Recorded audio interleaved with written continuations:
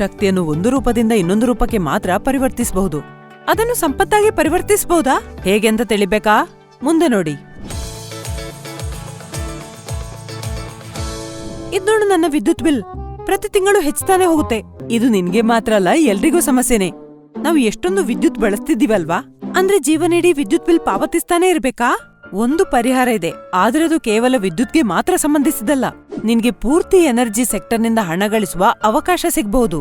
ಅದ್ಹೇಗೆ? ICICI Prudential Energy Opportunities Fund ನಿಂದ. ಇದು energy ಇಂಧನ ಅನುಸರಿಸುವ ಒಂದು ಓಪನ್ ಎಂಡೆಡ್ ಇಕ್ವಿಟಿ ಸ್ಕೀಮ್. ದೀರ್ಘಾವಧಿಯಲ್ಲಿ ನಿಮ್ಗೆ ಸಂಪತ್ತನ್ನು ಗಳಿಸೋಕೆ ಸಹಾಯ ಮಾಡುತ್ತೆ. ಅದ್ಹೇಗೆ? ನೋಡಿಲಿ, ಭಾರತ ಬೆಳೆಯುತ್ತಿದೆ ಮತ್ತು ವಿದ್ಯುತ್ ನಮಗೆ ಅತಿ ಅವಶ್ಯಕವಾಗಿರುವುದರಿಂದ ನಮ್ಮ ವಿದ್ಯುತ್ ಬಳಕೆ ಏನಿದೆಯಲ್ಲ ಅದು ಗಗನಕ್ಕೇರಿದೆ. ಹಾಗಾಗಿ ಭಾರತದ ಇಂಧನ ಭವಿಷ್ಯವು ಅದರ ಬೆಳವಣಿಗೆಯೊಂದಿಗೆ ಆಳವಾಗಿ ಹೆಣೆದುಕೊಂಡಿದೆ ಅನ್ನೋದು ಸ್ಪಷ್ಟ.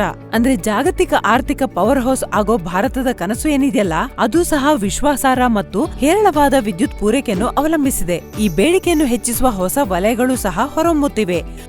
ಅದೇ ಸಮಯದಲ್ಲಿ ಹವಾಮಾನ ಬದಲಾವಣೆ ಕೂಡ ಸುಸ್ಥಿರ ಇಂಧನ ಪರಿಹಾರಗಳ ಅಗತ್ಯವನ್ನು ಹೆಚ್ಚಿಸುತ್ತಿದೆ. ಅಂದ್ರೆ ಎನರ್ಜಿ ಸೆಕ್ಟರ್ ರಾಷ್ಟ್ರದ ಭವಿಷ್ಯದ ಬೆಳವಣಿಗೆ ಪಥದಲ್ಲಿ ಕೇಂದ್ರ ಬಿಂದು. ಒಟ್ಟಿನಲ್ಲಿ ಏನಂದ್ರೆ ಈಗ ದೇಶದ ಗಮನ ಬೇಡಿಕೆ ಮತ್ತು ಪೂರೈಕೆಯ ಅಂತರವನ್ನು ಕಡಿಮೆ ಮಾಡೋ ಕಡೆ ಇದೆ. ಹಾಗಾಗಿಯೇ ಇಡೀ ಎನರ್ಜಿ ಸೆಕ್ಟರ್ನಲ್ಲಿ ಬೆಳವಣಿಗೆ ಸಾಮರ್ಥ್ಯ ಕಾಣಿಸ್ತಿದೆ.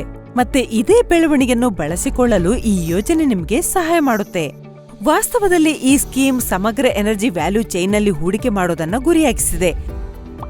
ಹಾಗಾಗಿ ನಿಮ್ಗೆ ಸಿಗುತ್ತೆ ಪೂರ್ತಿ ಎನರ್ಜಿ ಯೂನಿವರ್ಸ್ನ ಎಕ್ಸ್ಪೋಜರ್, ಅದು ಸಹ ಒಂದು ವೆಲ್ ರೌಂಡೆಡ್ ಸ್ಟ್ರಾಟಜಿ ಜೊತೆಗೆ.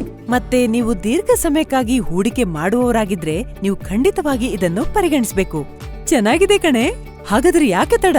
ನಿಮ್ಮ ಪೋರ್ಟ್ಫೋಲಿಯೋವನ್ನು ICICI Prudential Energy Opportunities Fund ನೊಂದಿಗೆ ಎನರ್ಜೈಸ್ ಮಾಡಿ. ಈ ಸ್ಕೀಮ್ನ ಕುರಿತು ಇನ್ನಷ್ಟು ತಿಳಿಯಲು ICICI Prudential Energy Opportunities Fund search ಮಾಡಿ ಅಥವಾ ವಿವರದಲ್ಲಿರುವ ಲಿಂಕ್ ಅನ್ನು ಕ್ಲಿಕ್ ಮಾಡಿ. ಮತ್ತೆ ಚಾನೆಲ್ ಅನ್ನು ಲೈಕ್, ಶೇರ್ ಮತ್ತು ಸಬ್ಸ್ಕ್ರೈಬ್ ಮಾಡೋದಕ್ಕೆ ಮರಿಬೇಡಿ. ಮ್ಯೂಚುವಲ್ ಫಂಡ್ ಹೂಡಿಕೆಗಳು ಮಾರುಕಟ್ಟೆ ಅಪಾಯಗಳಿಗೆ ಒಳಪಟ್ಟಿವೆ. ಸ್ಕೀಮ್ ಸಂಬಂಧಿತ ಎಲ್ಲ ದಾಖಲೆಗಳನ್ನು ಎಚ್ಚರಿಕೆಯಿಂದ ಓದಿ.